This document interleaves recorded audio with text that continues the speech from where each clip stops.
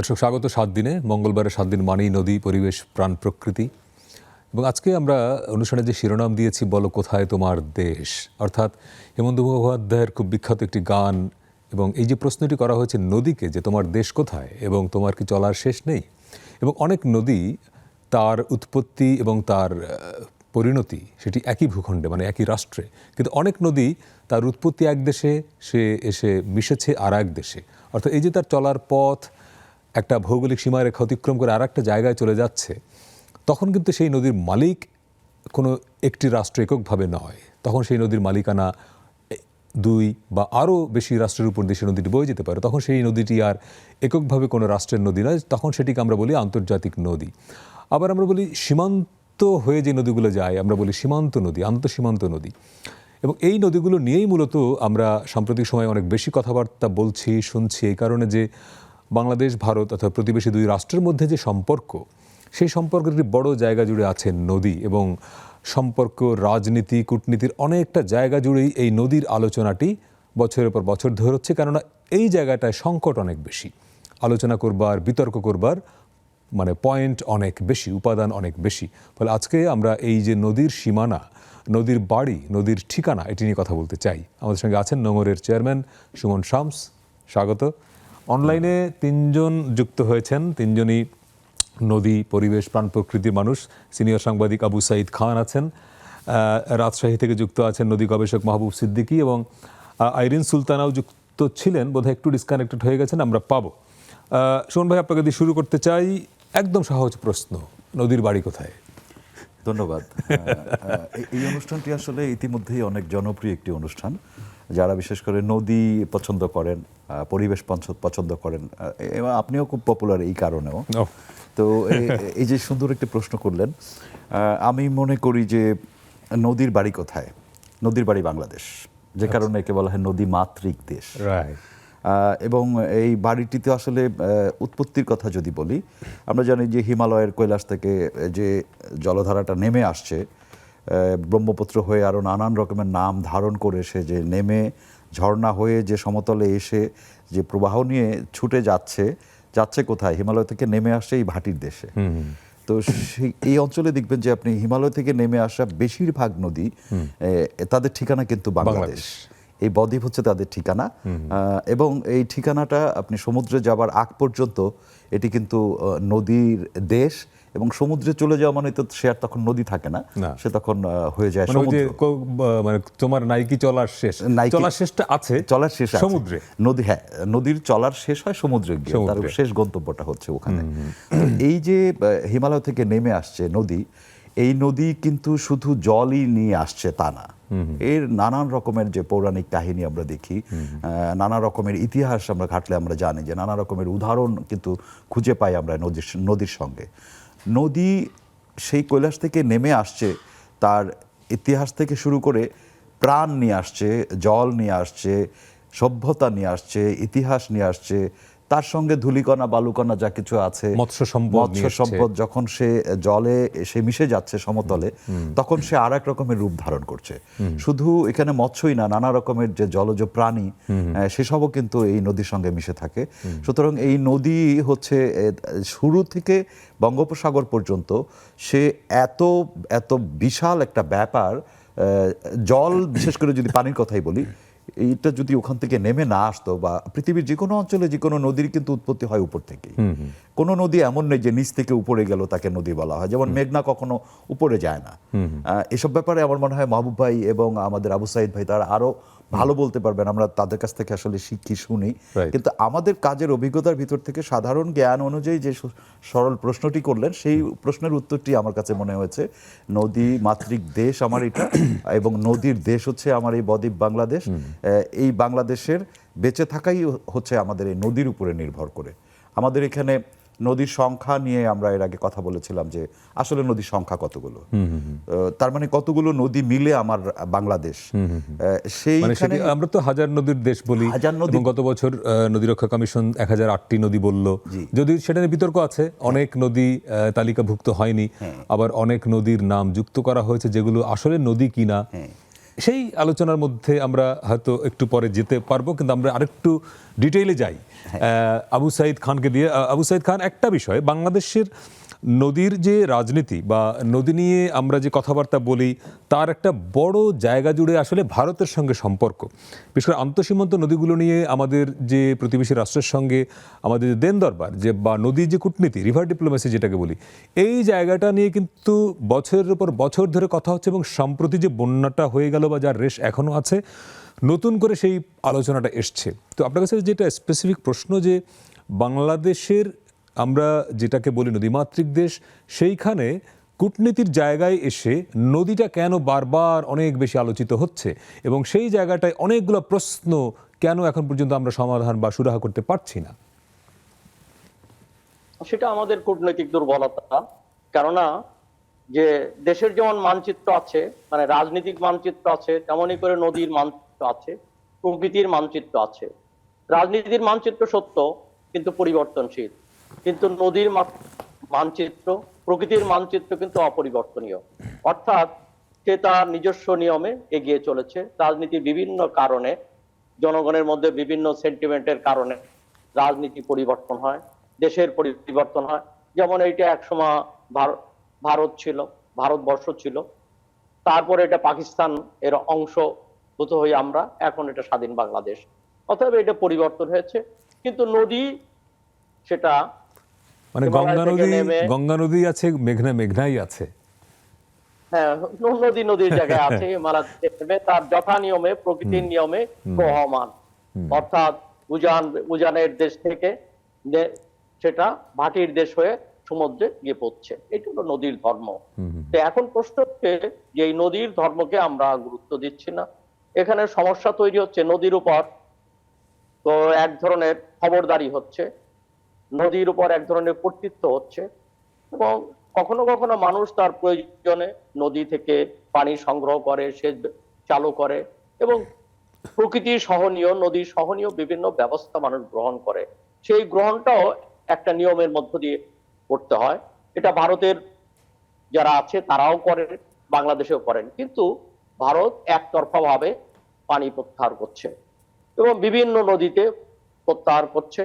যেমন সুমন শান্ত বলেছেন যে নদীর সংখ্যা, যেমন আমাদের আন্ত নদীর সংখ্যা কি 57টা স্বীকৃত, কিন্তু গবেষকরা বলছেন যে না, এটা এর দ্বিগুণ, আরো বেশি। কেউ বলছেন 123, কেউ বলছেন 130। রাইট। তো এখন ঠিক আছে, আমরা 54টা কি 57টা নিয়ে আমরা কথা বলতে পারি। তো সেই ক্ষেত্রে হচ্ছে যে একটা যৌথ ব্যবস্থাপনাটা দরকার। অর্থাৎ যে দেশ দুটা কিন্তু নদী একটা, মালিকানা দুই দেশের। অতএব ব্যবস্থাপনাটা একটা যৌথ ব্যবস্থাপনা দরকার। তো এই পারস্পরিক যোগাযোগ দরকার, তথ্যের লেনদেন দরকার, কিন্তু এই ক্ষেত্রে আমরা ঘাটতি লক্ষ্য করছি। আমরা একমাত্র স্বাধীনতার পরে এই 54 বছরে আমরা একটা নদী অর্থাৎ গঙ্গার ক্ষেত্রে একটা চুক্তি আছে, আর যেটা আগামী বছর শেষ হয়ে যাবে। ঠিক আছে, গঙ্গার ক্ষেত্রে একটা চুক্তি আছে, আর একটা চুক্তি তিস্তার ক্ষেত্রে সেটা ঝুলে আছে। সেটা সমঝোতা হওয়ার পরেও স্বাক্ষর হচ্ছে না রাজনীতির কারণে, তো সেটা ঝুলে আছে। তো এই অবস্থায় কিন্তু বাকি নদীগুলোর সঙ্গে কোনো চুক্তি নেই, এবং সেখানে ভারত এককভাবে পানি প্রত্যাহার করছে, যেখানে সমস্যাটা তৈরি হচ্ছে। যেমন গোমতীতে তারা বাদ দিচ্ছে, এটা বাংলাদেশের সঙ্গে আলোচনা সাপেক্ষে বাদ দেওয়া হয়নি, এবং এখান থেকে টম্বর বাঁধ থেকে পানি ছেড়ে দেওয়া হচ্ছে বলে বাংলাদেশের গবেষকরা, বাংলাদেশের সরকারও মনে করছে। কিন্তু পক্ষান্তরে ভারত বলছে যে না, আমরা পানি ছাড়িনি, মানে এটা ছাড়িনি, এটা ব্যারাজের গেট খুলেনি সেটা বলছে তারা। হ্যাঁ, গেট খুলেনি, আর এটা ন্যাচারাল কারণে, অর্থাৎ বৃষ্টির পানি এদিকে প্রবাহিত হয়ে এই অবস্থা তৈরি হয়েছে। তো এই বিতর্ক কেন হচ্ছে? যে তথ্যের আদান প্রদান নেই। বিতর্ক হচ্ছে কি জন্য? একতরফা ব্যবস্থা, এখানে যৌথ ব্যবস্থা গড়ে ওঠেনি। তাহলে নদীর ক্ষেত্রে একটা যৌথ ব্যবস্থা দরকার, এবং আন্তর্জাতিক আইনেরও মর্মবাণী হচ্ছে যে যে দেশের উপর দিয়ে নদী প্রবাহিত হবে সেই দেশই সেই নদীর মালিক। এককভাবে এরপর কেউ কর্তৃত্ব খবরদারি করতে পারবে না, কিন্তু এই নিয়ম লঙ্ঘিত হচ্ছে। সেই ক্ষেত্রে হচ্ছে আমাদের কূটনৈতিক ক্ষেত্রে আমরা এটাকে মোকাবেলা করতে পারছি না, আমরা সেটাকে আদায় করতে পারছি না। এটা করতে হলে যে কূটনীতি দরকার, সেই কূটনীতিক ক্ষেত্রে আমরা কিন্তু ব্যর্থতার পরিচয় দিচ্ছি। যদিও আমাদের বর্তমান প্রধান উপদেষ্টা ডক্টর মোহাম্মদ ইউনূস বলেছেন যে আন্তর্জাতিক নিয়মেই এটাকে ফায়সালা করতে হবে। হ্যাঁ, তিনি তিস্তা ইস্যুতে দাবি সম্প্রতি তুলেছেন তিনি বলেছেন যে আন্তর্জাতিক আইন অনুযায়ী হতে হবে। আশা 1 মাসের মধ্যেই তিনি এই আন্তর্জাতিক আইন অনুযায়ী এর সমাধান চেয়েছেন, এবং আমি মনে করি কেবল তিস্তার ক্ষেত্রে নয়, গঙ্গার ক্ষেত্রে নয়, সব নদীর ক্ষেত্রে এই আইনটা প্রযোজ্য হওয়া দরকার এবং উভয় দেশের জনগণের স্বার্থেই হওয়া দরকার। কেবলমাত্র বাংলাদেশের জনগণ না, উভয় দেশের জনগণের পানি একতরফা প্রত্যাহার হলে সেখানে কিন্তু ওই দেশের মানুষও কিন্তু ক্ষতিগ্রস্ত হয়।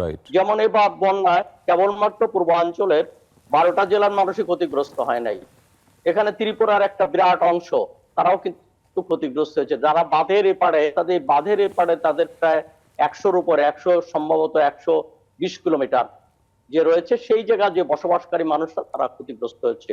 অতএব উভয় দেশের স্বার্থে এবং এখানে ভূ প্রাকৃতিক যে বৈচিত্র্য রক্ষার স্বার্থে, নদীর স্বাভাবিক প্রবাহ নিশ্চিত করার স্বার্থে আমার মনে হয় এখানে আলাপ আলোচনা দরকার, এবং সেই আলাপ আলোচনাটা হওয়া দরকার কোনো শক্তি নয়, কূটনীতির কলাকৌশল নয়, ভূ প্রাকৃতিক বিষয়টাকে বিবেচনায় রেখেই আমার মনে হয় সমাধানের সূত্র খোঁজা উচিত।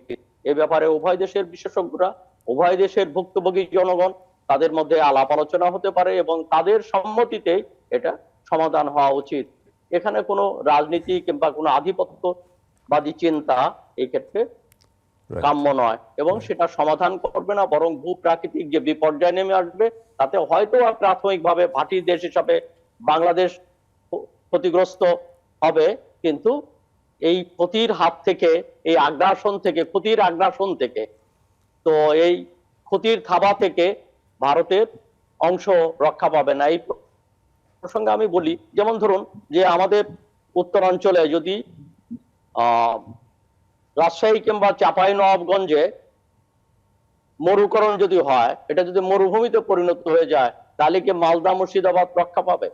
কিংবা ধরুন আমাদের সুন্দরবনে যদি পচন ধরে, আমাদের সুন্দরবন যদি ক্ষতিগ্রস্ত হয়, তাহলে ভারতের অংশের সুন্দরবন কি রক্ষা পাবে?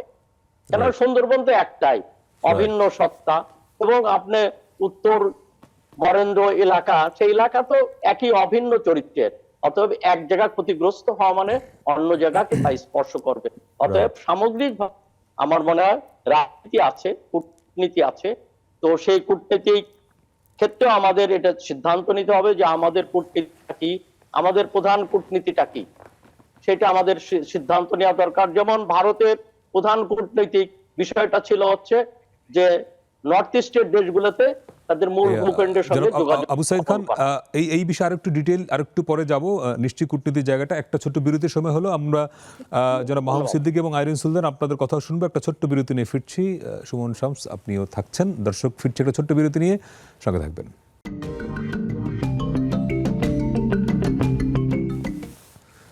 দর্শক, বিরতির পরে আবারও স্বাগত 7 দিনে। আজকে আমরা কথা বলছি নদীর দেশ কোথায়, অর্থাৎ আমরা যে একটি বিখ্যাত গানে শুনেছি, বলো কোথায় তোমার দেশ, তোমার নাইকি চলার শেষ। অর্থাৎ একটি নদী যখন উজানের দেশ থেকে, উপর থেকে তার উৎপত্তি হয়, তারপরে সে ভাটিতে এসে সমুদ্র পর্যন্ত যে যায়, যে তার জার্নি, এর মধ্যে অনেক রাজনীতি থাকে, কূটনীতি থাকে। বিশেষ করে যখন একটি নদী একাধিক দেশের উপর দিয়ে বয়ে যায়, সেই কূটনীতিটা আমরা কতটা সফলভাবে মোকাবেলা করতে পারছি, এই প্রশ্নটা এই কারণে যে ভারতের সঙ্গে বাংলাদেশের যে সম্পর্ক, দ্বিপক্ষীয় সম্পর্ক, তার একটি বড় জায়গা জুড়ে আছে নদী।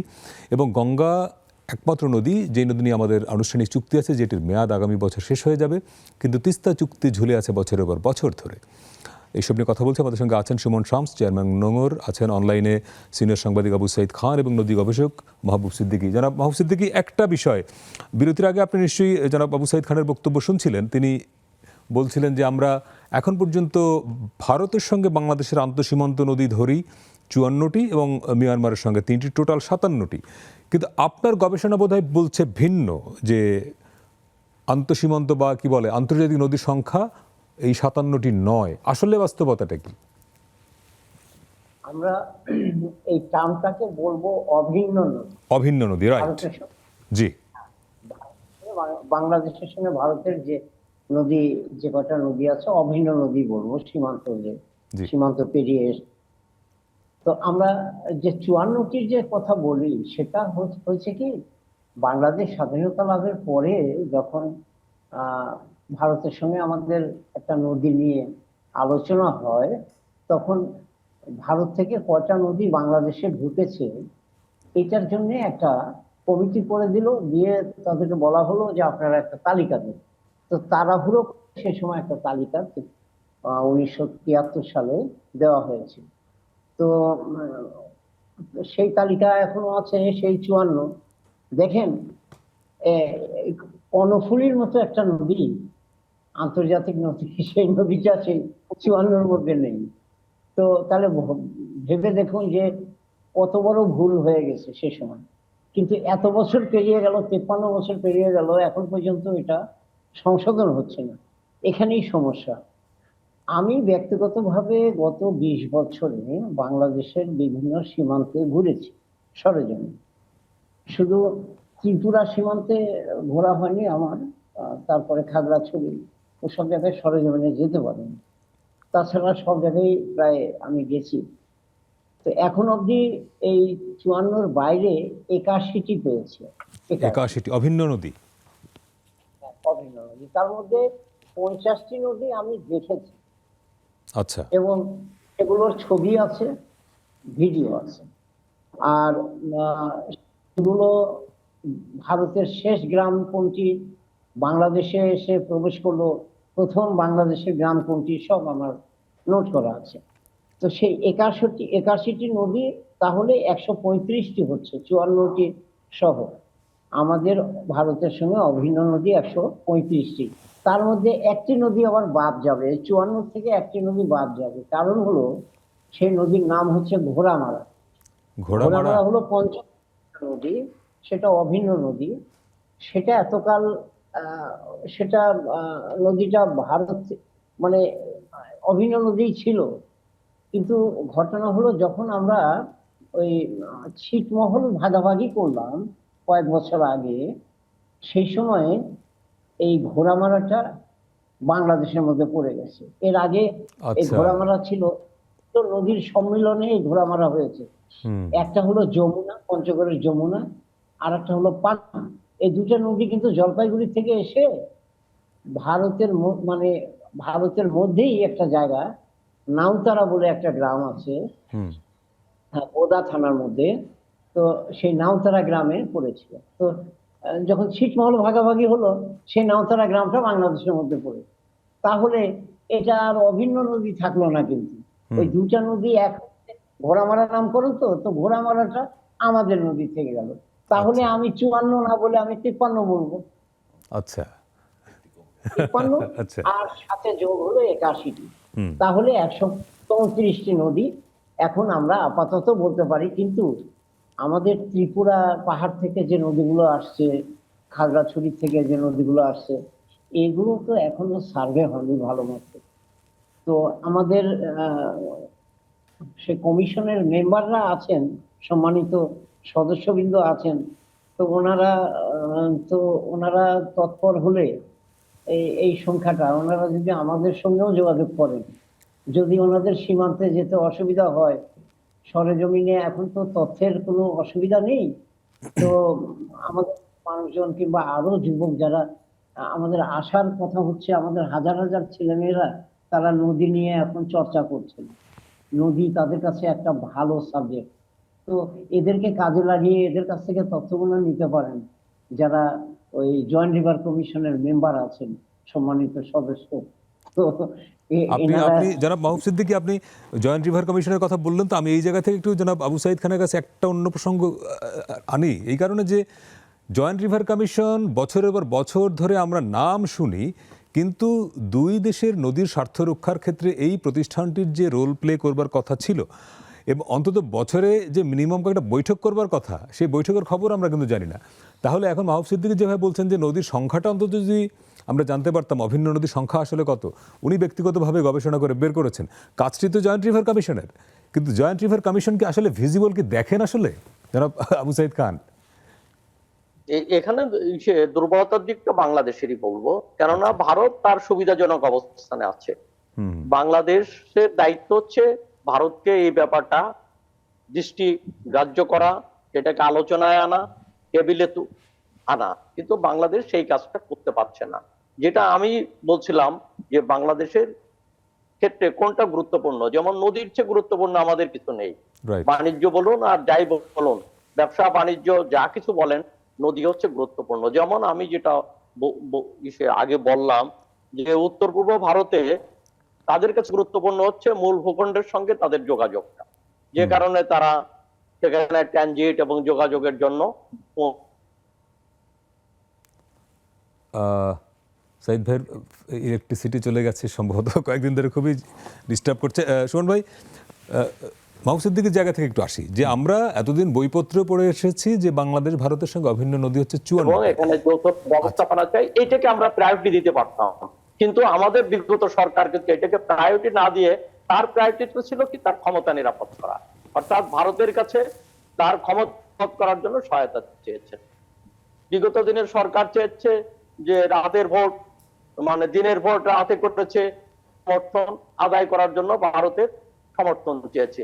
অতএব নিজের ক্ষমতাকে নিরাপদ করতে গিয়ে তারা মূল দাবিটাকে পাশ কাটিয়ে গেছে। সমস্যাটা সেখানেই, অর্থাৎ চীন ও দলীয় স্বার্থে, ক্ষমতার স্বার্থে তারা মূল দাবি নদীর দাবিটা, অর্থাৎ এটাকে গুরুত্ব দেননি, এবং এই ব্যাপারে আমাদের প্রায়োরিটি দেওয়া দরকার। আমরা বিভিন্ন সময় দেখি যখনই দিল্লিতে যারা যান কিংবা ঢাকাতে এসে আলাপ আলোচনা করেন, তখন এমন কিছু আলোচনা হয় যে আলোচনাগুলো অপ্রয়োজনীয়, কিংবা তখন যে এমওইউ কিংবা যে চুক্তিগুলো হয়, সেই চুক্তিগুলো খুব কম গুরুত্বপূর্ণ জিনিসের চুক্তি করার মধ্য দিয়ে নদীর সমস্যাটা আড়ালে রয়ে গেছে।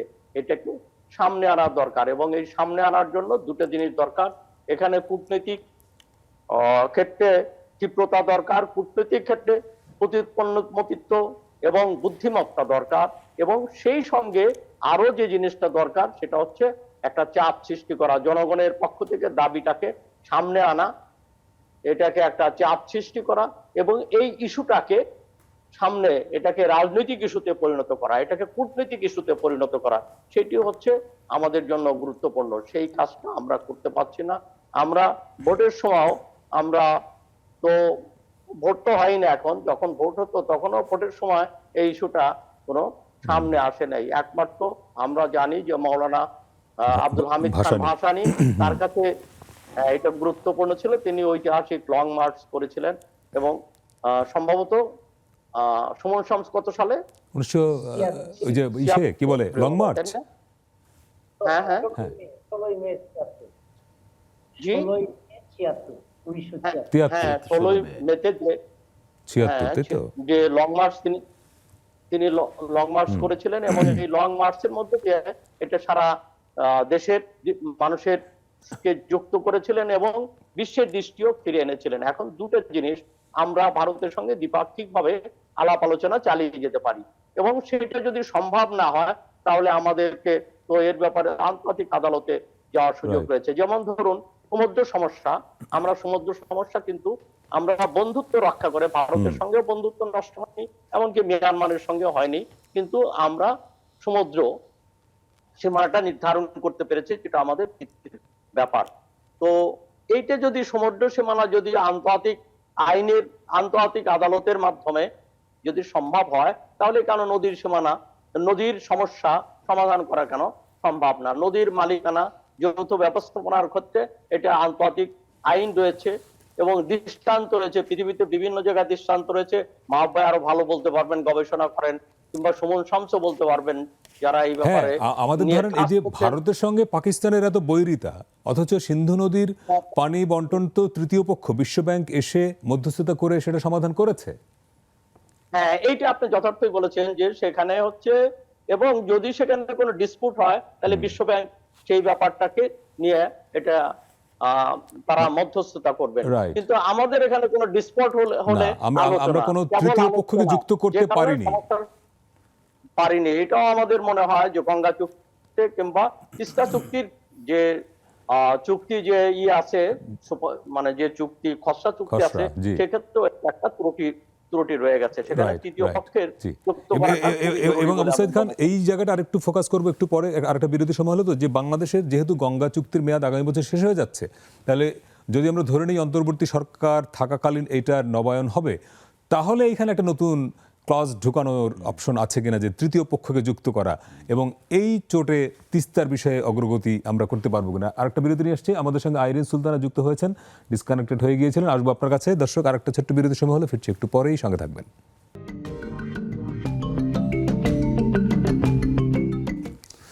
দর্শক, বিরতির পরে আবারও স্বাগত 7 দিনে। আজকে আমরা কথা বলছি নদীর ঠিকানা নিয়ে, আন্তঃনদী কিংবা অভিন্ন নদী নিয়ে, বাংলাদেশের সঙ্গে ভারতের দ্বিপক্ষীয় সম্পর্ক, কূটনীতি, নদী কূটনীতি নিয়ে। আমাদের সঙ্গে আছেন সুমন শামস, চেয়ারম্যান নোঙর, অনলাইনে আছেন সিনিয়র সাংবাদিক আবু সাইদ খান, নদী গবেষক মাহবুব সিদ্দিকী এবং আইরিন সুলতানা যুক্ত হয়েছেন, নদী রক্ষা আন্দোলনের কর্মী। আইরিন, আপনার কাছে আসছি একটু পরে। বিরতির আগে আমাদের খুবই শ্রদ্ধাভাজন মাহবুব সিদ্দিকী বলছিলেন যে এই যে 54টা নদী আমরা জেনে বড় হয়েছি, কিন্তু ওনার গবেষণায় বলছে যে ভারত বাংলাদেশের সঙ্গে অভিন্ন নদী আসলে 134টা।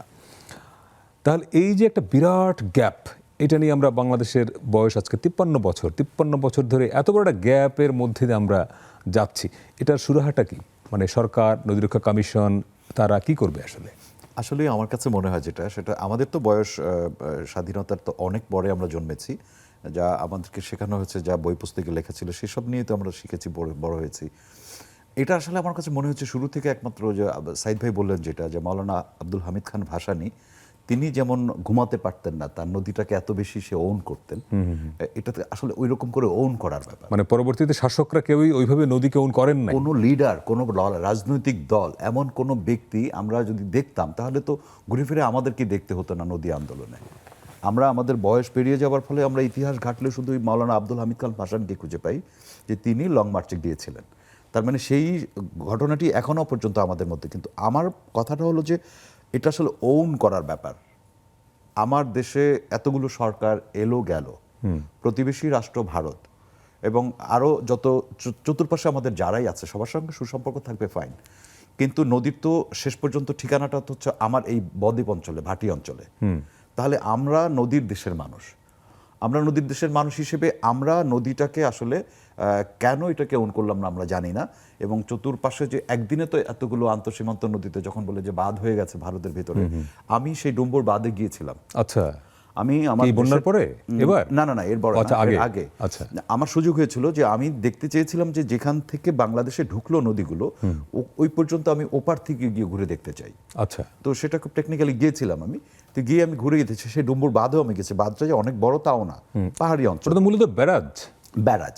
তো পাহাড়ি অঞ্চল থেকে ঢালুর দিকে নিচে নেমে আসা, এটা ভারতের উদয়পুরের মধ্যে পড়েছে। আচ্ছা, তো উদয়পুরে সেই নদীর পাড়ে দাঁড়িয়ে আমি অনেক সময় কাটিয়েছি, নদীটার চরিত্রটাকে বোঝার চেষ্টা করেছি। প্রচন্ড স্রোত থাকে, সবসময় ভাটির দিকে নামতে থাকে। তো যদি ওইখানে পানি উপচে পড়ে, তাহলে স্বাভাবিকভাবে নিচে একটা গতি তৈরি হবে এবং তখন ভেঙে চুরে সে সামনের দিকে আগাবে, সেটাই খুব স্বাভাবিক। এবং পানিটা ওখানেও কিন্তু প্লাবিত হয়েছে, বাংলাদেশে প্লাবিত হওয়ার আগে। এবং এটার যে ব্যাখ্যাটা আমরা চাইছি ভারতের কাছে, এই ব্যাখ্যাটা আমাদের যে যৌথ নদী কমিশনের কথা যেটা আপনি বললেন, এটা ছিল ভিজিবল। এখন আমরা কোথাও কোনো সেমিনার তাদেরকে খুঁজে পাইনি, কোনো টেলিভিশনে, কোনো জায়গায় তাদেরকে। এবং এই এত বড় একটা ইস্যুতে যৌথ নদী কমিশনের তরফ থেকে কোনো বক্তব্য আসা উচিত ছিল, আমরা কোনো বক্তব্যও খুঁজে পাইনি। ফলে এই কমিশনের কাজটা কি, এই কমিশন কি করে, এই কমিশনের কারা আছে, কমিশন আসলে কি করবে, আমাদের দাবিটা কি, আমাদের এই যে যদি নদীর সংখ্যা ধরলাম 1008টি নদী ধরলাম, কিন্তু সত্যি এটা তো নদীমাতৃক দেশ হিসেবে এর সংখ্যা আরো অনেক বেশি হবার কথা। মাহবুব সিদ্দিকী যা বলছেন সেটা আমি বিশ্বাস করি যে 1908টি নদী বাংলাদেশে ছিল। তাহলে এখন যদি 1008টি নদী থাকে, এই নদীগুলো তো এখন পর্যন্ত দেখা যাচ্ছে ভিজিবল, যেগুলো নামের তালিকার মধ্যে খুঁজে পাচ্ছি। এই ব্যবস্থাপনায় কিংবা সমস্ত নদী কিন্তু আপনার অভিন্ন নদী, বাংলাদেশের নদী যতগুলো, সমস্ত নদী পাহাড় থেকে নেমে কিন্তু এইখানে এসছে, এখান থেকে কিন্তু উপর থেকে যায়নি কোনো নদী। ফলে সমস্ত নদী কিন্তু বাইরে থেকেই আসা, যেহেতু এটা তো সেই অনেক নদী বাংলাদেশি শুরু, বাংলাদেশি শেষ, সেটার সংখ্যা খুব কম হবে। কিন্তু বড় আকারে যদি আমরা দেখি, বড় আকারে মানে বড়গুলো এসে তারপরে ওটা শাখা নদী হয়েছে। হ্যাঁ, এখান থেকে আরো নদীর শাখা নদী তৈরি উৎপত্তি হয়েছে। হয়েছে। তো সেখানে কখনোই আমার কাছে আমার মনে হয় না যে গুরুত্ব দেয়া হয়েছে। এই যে যৌথ নদী কমিশন কথা বলি, কিংবা সরকার কিংবা রাজনৈতিক দল, আমরা বিভিন্ন সময়ে আমরা বলার চেষ্টা করেছি, রাজনৈতিক দলগুলোকে আমরা বারবার যখন নির্বাচন আসে তার আগে আমি বলার চেষ্টা করেছিলাম, আমরা নদীকে রক্ষা করার জন্য নির্বাচনী ইশতেহারে আপনারা অঙ্গীকার করেন। তো সেটা শুধু নির্বাচনী ইশতেহারে কিন্তু তারা অঙ্গীকার পর্যন্ত সীমাবদ্ধ থাকে।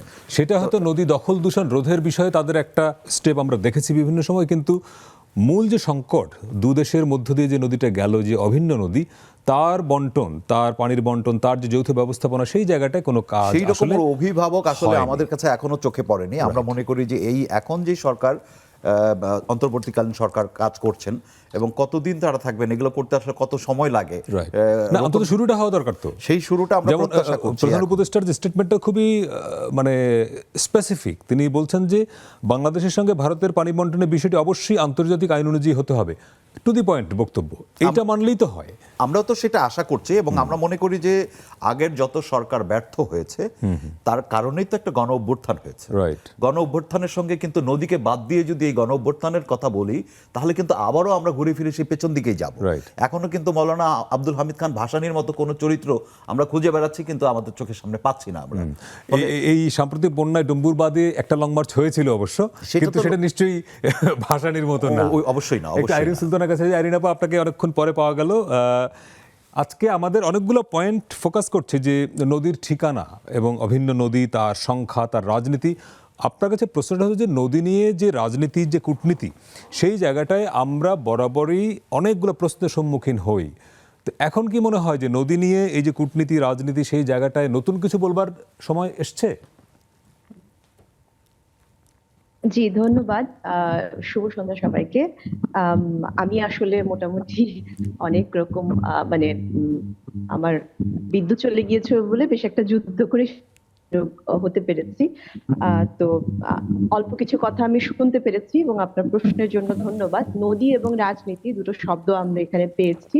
প্রথম কথা হচ্ছে যে রাজনীতির বাইরে তো আসলে কোনো কিছুই না। আমরা যখন অধিকার নিয়ে কথা বলি, দেশ নিয়ে কথা বলি, সেটি অন্ন, বস্ত্র, বাসস্থান যা কিছুই হোক না কেন, এর মধ্যে নদী যখন যুক্ত হয় এটিও রাজনীতির বাইরে যাবে না। কিন্তু যখন রাজনীতি শব্দ বলি আমরা মনে হয় একটু নেতিবাচক ভাবে দেখি, কিন্তু আমি রাজনীতি শব্দটাকে অনেক ইতিবাচক অর্থে দেখতে চাই এবং তাই হওয়া উচিত। নদীর সাথে অধিকার শব্দটিও আমরা যোগ করি, অধিকার শব্দটিও একটি রাজনৈতিক শব্দ। কিন্তু নদী অধিকার মানে কিন্তু দেশ বা মানুষ বলার আগে প্রথমে যদি আমরা দেখি যে নদী একটি জীবন্ত সত্তা, সেটির আমরা স্বীকৃতি পেয়ে গেছি। ভারতেও রয়েছে, বাংলাদেশেও রয়েছে, বিশ্বের আরো অনেক দেশে নদীকে একটা জীবন্ত সত্তা হিসেবে মর্যাদা দেওয়া হয়েছে। তাহলে নদীর অধিকার যদি আমরা প্রথমে দৃষ্টিপাত করি, তাহলেই কিন্তু মানুষের অধিকার আসবে, মানুষের অধিকার নিশ্চিত হলেই কিন্তু দেশের অধিকার আসবে। তাহলেই কিন্তু একটা সুসমন্বয়ের মাধ্যমে রাজনীতি প্রতিষ্ঠিত হবে, একটা স্বাস্থ্যকর রাজনীতি প্রতিষ্ঠিত হবে। এই হচ্ছে সহজ কথা। এখন যে নদী নিয়ে আমরা কথা বলছি, আমরা যেমন বলি যে আমার নদী, আমার তিস্তা, বাংলাদেশের তিস্তা অংশে, বাংলাদেশের মানুষ অংশে। তিস্তা কি এটা জানে? তিস্তা কি বাংলাদেশ চেনে বা তিস্তা কি ভারত চেনে? Right. চেনে না তো। তিস্তা একটা ভূপ্রকৃতি চেনে। তাহলে আমার কথাটা হবে তিস্তার জন্য, তিস্তাকে বাঁচাতে হবে। তৃতীয় পক্ষ নিয়ে কথা হচ্ছে, তৃতীয় পক্ষে অবশ্যই থাকবে। দুটো পক্ষ বা দুজন ব্যক্তি যদি নেগোসিয়েশনের মধ্যে থাকে, তাহলে একজন তৃতীয় ব্যক্তির উপস্থিতি খুব জরুরি। কারণ যখন দুজন কথা বলে তখন জরুরি নয় যে সব সময় আমরা একমত হব। আমাদের Right. দ্বিমতের সুযোগ আছে, কারণ আমাদের পেছনেও আরো অনেক বৃহত্তর স্বার্থ রয়েছে। এই বৃহত্তর স্বার্থ কথাটাও আমি এখন পর্যন্ত পজিটিভ অর্থেই বলতে চাচ্ছি। কিন্তু দ্বিমতের জায়গাগুলো প্রশমন করার জন্য একজন তৃতীয় ব্যক্তির উপস্থিতি জরুরি। কিন্তু তৃতীয় পক্ষ থাকলেই কিন্তু আমাদের মনে করে এটা নেওয়া যাবে না যে আমি কথায় কথায় প্রথমেই তৃতীয় পক্ষের কাছে ছুটে যাব। আমি এবং আপনি আলাপ না করে সবসময় যদি আপনিও তৃতীয় পক্ষের কাছে ছুটে যান, আমিও তৃতীয় পক্ষের কাছে ছুটে যাই, তাহলে এই যে প্রথম পক্ষ, দ্বিতীয় পক্ষ বা দুই পক্ষ, তার মধ্যে আসলে সমঝোতা বা হৃদ্যতা জায়গাটা কোথায় তৈরি হচ্ছে? সুতরাং এই দুই পক্ষের মধ্যে হৃদ্যতা, একটা ভারসাম্য বজায় না থাকলে কিন্তু তৃতীয় পক্ষ আসলে খুব একটা কার্যকর মাধ্যম হয়ে উঠবে না। থাকা জরুরি, কিন্তু তার কার্যকারিতা আসলে যে কোনো সময় অকার্যকর প্রমাণিত হতে দেরি হবে না। এই জায়গাটা আমাদের খেয়াল রাখতে হবে। তবে অবশ্যই একটা কাঠামোগত, যেহেতু রাজনীতি আছে, দুটো দেশের কথা আছে এখানে, সেজন্য অবশ্যই যেই যেই জায়গাগুলোতে আমাদের স্বাক্ষর করা উচিত, সেটা জাতিসংঘর যে সনদটি নিয়ে কথা হচ্ছে 97, সেটি অবশ্যই স্বাক্ষর করে রাখা উচিত। এই কাঠামোর মধ্যে আমাদের যত দ্রুততার সঙ্গে সম্ভব যুক্ত হয়ে যাওয়া উচিত। কিন্তু প্রথম কথা হচ্ছে, আমি আসলে তিস্তার অধিকার বুঝে চাইবো। আমরা জানি বাংলাদেশে তিস্তার অবস্থা অনেক সংকীর্ণ হয়ে আছে, আমাদের অর্থনৈতিক ক্ষতি হচ্ছে। আমরা কি জানি ভারতের তিস্তা কেমন আছে? ভারতের তিস্তা কি ভালো আছে? ভারতের মহানন্দা কি ভালো আছে? এই কয়েক মাস আগেই আপনি দেখেন শিলিগুড়িতে পানীয় জলের সংকট হয়েছিল, কারণ গজলডোবায় তিস্তা বাঁধ যেটা রয়েছে সেই বাঁধ ভেঙে গিয়েছিল, ফলে সেই পানি খাওয়ার অনুপযোগী হয়ে রাইট, পড়েছিল। ফলে রাইট। আনিস সুলতানা, তিস্তা যে আবু সাইদ খান উৎস সেই ছিল, একই পয়েন্টই ফোকাস করেছেন যে নদীতে যদি আপনি আপনার ইচ্ছা মতো বাঁধ দেন, ব্যারাজ তৈরি করেন, বা নদীকে আপনি ইচ্ছা মতো শাসন করতে চান, তাতে যে শুধু ভাটির দেশের লোক ক্ষতিগ্রস্ত হচ্ছে তা না, আপনি আপনার উজানের দেশের মানুষেরও ক্ষতি করছেন। ফলে নদীকে আপনি যখনই ইন্টারাপ্ট করবেন, সে আপনাকে ক্ষতিগ্রস্ত করবে। সহজ অঙ্ক। আরেকটা বিরতি নিয়ে আসছি, সবার কাছে আসবো। দর্শক, আরেকটা ছোট্ট বিরতির সময় হলো, ফিরছি একটু পরেই, সঙ্গে থাকবেন।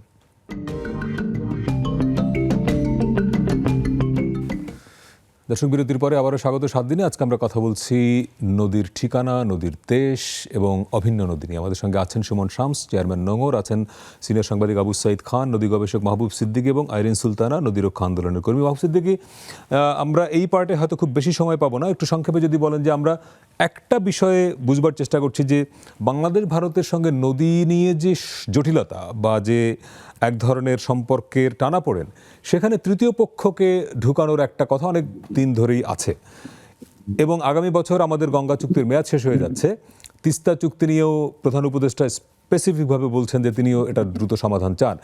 এখন আপনার কি মনে হয় যে একটা তৃতীয় পক্ষ, সেটি হোক বিশ্বব্যাংক, হোক অন্য কোনো রাষ্ট্র, এটিকে যুক্ত করা যায়? এবং সেখানে মূল প্রশ্নটা হবে, দুই রাষ্ট্র মানে বাংলাদেশ ভারত উভয় রাষ্ট্র যদি সমঝোতায় পৌঁছাতে না পারে, তাহলে কি তৃতীয় পক্ষকে যুক্ত করা সম্ভব?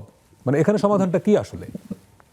খুবই যুক্তিপূর্ণ প্রশ্ন, এবং এটা আমিও মনে মনে ঠিক রেখেছিলাম। দুটো গুরুত্বপূর্ণ তথ্য আমি দিব এবং প্রশ্ন, তো সেটাই আপনার এই প্রশ্নের মধ্যেই এর উত্তর রয়ে গেছে। প্রথমটা হচ্ছে ওই যে প্রথমটা হচ্ছে 1997 সালে যে জাতিসংঘ সনদ, যেটা আইনে পরিণত হয়েছে, সেটা বাংলাদেশকে এই মুহূর্তে রেটিফাই করতে হবে, তাকে সিগনেচার করতে হবে। এবং এই বর্তমান সরকারের অথরিটি রয়েছে, তারা এটাকে সিগনেচার করতে পারবেন। এটা সিগনেচার হলেই ভারত এতদিন যে আচরণগুলো করেছে, এটা সিগনেচার হলে সেই আচরণ দেখবেন রাতারাতি তাদের আচরণ পরিবর্তন হয়ে যাবে। আর এর মধ্যে নদী সম্পর্কে আমাদের দেশের যারা বিশেষজ্ঞ আছেন, তারা অনেকখানি এগিয়ে গেছেন। নদী সম্পর্কে তথ্য তাদের কাছে যথেষ্ট আছে। তারা বছরে যে কয়টা মিটিং এ হোক না কেন, তারা তাদের আমাদের যা প্রয়োজন সেই অনুযায়ী তথ্য উপস্থাপন তারা করতে সক্ষম হবেন বলে আমার বিশ্বাস। তবে এই আইনটাতে সিগনেচার করতে হবে প্রথম। আর দ্বিতীয় হচ্ছে তিস্তা নিয়ে, এই যে আপনি বলছেন যে তৃতীয় পক্ষ, আপনি গঙ্গা চুক্তিতেও তৃতীয় পক্ষ আসবে, তিস্তাতে তো আরো আসবে। কারণ তিস্তা কিন্তু সিকিম থেকে আসেনি, তিস্তা এসছে তিব্বত থেকে। তিব্বতের একটা হিমবাহ থেকে তিস্তার উৎপত্তি, সেখান থেকে গলিত হিমবাহের পানি সিকিমে আসছে, সিকিম থেকে তারপরে বিভিন্ন নদীর মাধ্যমে বিভিন্ন গলিত যে বরফ, সেই বরফ গলা পানি এসে ওই তিস্তা বাংলাদেশের শেষ পর্যন্ত আসছে। তো আমরা চীনকে নিতে পারবো, তৃতীয় একটি দেশ। ওই তিস্তার চুক্তির সঙ্গে চীন আসবে। এবং চীন আসবে কেন? তিস্তাটা চীন থেকে উৎপত্তি হয়েছে। যদি এই প্রশ্নে কেউ আমার কাছে তথ্য নিতে চান, আমি তাকে, অথরিটি আছে, আমি তথ্য দিতে পারবো। আছে, আমার কাছে তথ্য আছে এবং আরো অনেকের কাছেই আছে। কিন্তু বই পুস্তক আছে, তথ্য আছে যে এটা সিকিম থেকে উৎপত্তি নয়, তিব্বতের হিমবাহ থেকে উৎপত্তি। স্বাভাবিকভাবে এখানে চায়না আসবে, চীন, ভারত, বাংলাদেশ, এই তিন দেশ মিলে এটা আলোচনা হবে, শুধু ভারতের সঙ্গে নয়।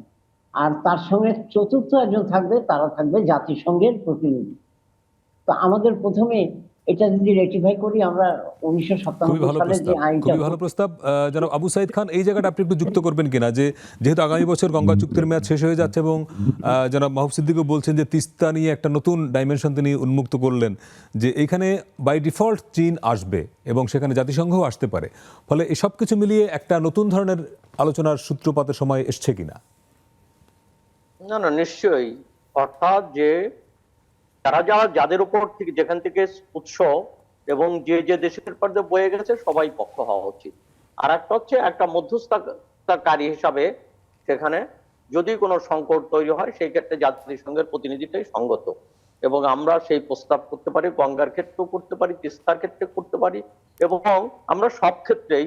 এবং আমার মনে হয় যে একটা একটা নদী ধরে, তো আমাদের দুটো চুক্তি হওয়ার পরে আমরা কি একটা একটা নদী ধরে অগ্রসর হব, Right. না সম্মিলিত একটা নীতিমালার জায়গায় আসবো, যে সম্মিলিত নদী গুলো একটা কমিশন বসি মাধ্যমে, একটা আলাপ আলোচনার মাধ্যমে নীতিমালা তৈরি করতে হবে, এবং সেটা জাতিসংঘের তত্ত্বাবধানে হতে পারে। এবং সেটা খুবই জরুরি, কারণ আমরা দেখতে পাচ্ছি যে ভারতের পক্ষ থেকে সবসময় যখন অগ্রসর হয়, কেন্দ্রীয় সরকার অগ্রসর হয়, তখন একটা দোহাই পাড়া হয় যে পশ্চিমবঙ্গ রাজি আমাদের হচ্ছে না। রাজ্য সরকার রাজি হচ্ছে না, হ্যাঁ, পশ্চিমবাংলা রাজি হচ্ছে না, এইটার ব্যাপার। এবং এই দোহাইটা কিন্তু চুক্তি তো আমাদের দেশ রাষ্ট্রের সঙ্গে হতে হবে, দিল্লির সঙ্গে ঢাকার হবে, এখানে কলকাতা কোনো বিষয় নয়। আর একটা হচ্ছে এই প্রসঙ্গে আমি একটু বলি যে আমাদের একটা ত্রুটির জায়গাটা কি, যে আমার যতদূর মনে পড়ে যে মনমোহন সিং এবং শেখ হাসিনার সময় তখন এটা আলোচনার একটা অগ্রগতি ছিল, এবং তখন বামফ্রন্টের সরকার ছিল পশ্চিমবঙ্গে। তো সেই সময়টাকে আমরা কিন্তু গ্রহণ করি নাই, কেন বামফ্রন্ট ইতিবাচক ছিল, এবং গঙ্গার চুক্তির ক্ষেত্রেও জ্যোতি বসু ইতিবাচক ভূমিকা গ্রহণ করেছিলেন। আমরা এই বামফ্রন্টের সময় এই চুক্তিটা অগ্রসর হতে পারতাম, কিন্তু শেখ হাসিনার সরকার মমতার আসার জন্য অপেক্ষা করেছিল, এবং মমতাকে শাড়ি পরিয়ে, মানে শাড়ি পাঠিয়ে ইত্যাদি উপঢৌকন পাঠিয়ে মনে করা হয়েছিল যে মমতাকে বোধহয় বশ করতে পারবেন, কিন্তু এটা সম্ভব হয় নাই।